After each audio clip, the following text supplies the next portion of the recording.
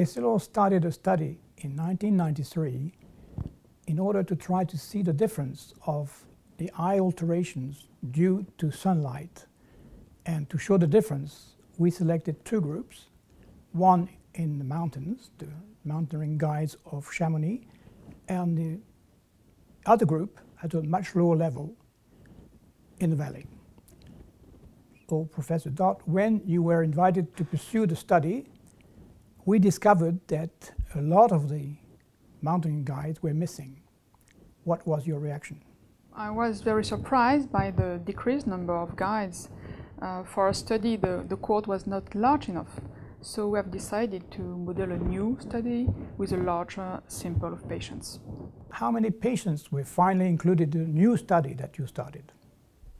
We have finally included 100 patients in the guides group and 100 patients in the control groups who are living in plains. All patients were older than 50 years in order to be in the age window of age maculopathy and in order to have a chronic and long exposition to UVS and blue light too. What were the most significant findings of your new study? Guides developed statistically more eyelid and ocular surface disease, more lens opacities and more macular deposits. Concerning eyelids, we are focused on chalasis and modification of lacrimal punctal. Concerning ocular surface, we have found more pterygium, more pinguicula, and more corneal arcus. Concerning lens opacities, we have found more cortical opacities, about in 1/3 of guides, and especially we have found these very small micro opacities, mostly located in nasal cortex.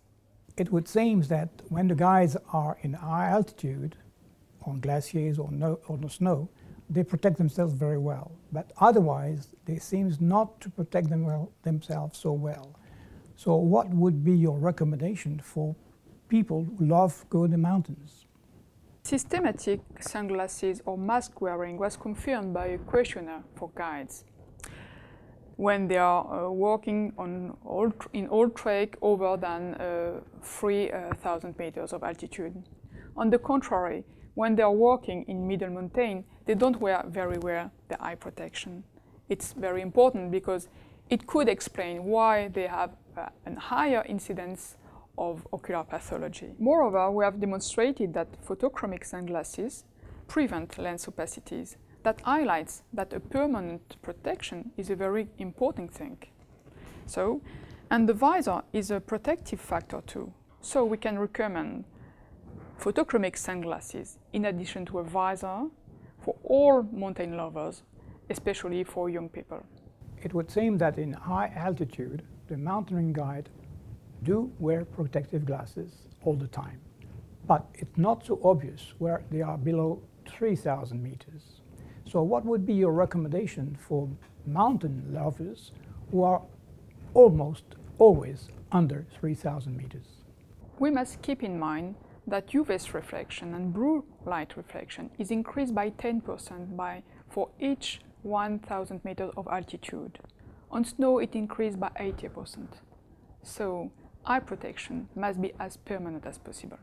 Professor Corinne Dott, would like to thank you to have invited us in your hospital, the military hospital of Desgenettes in Lyon.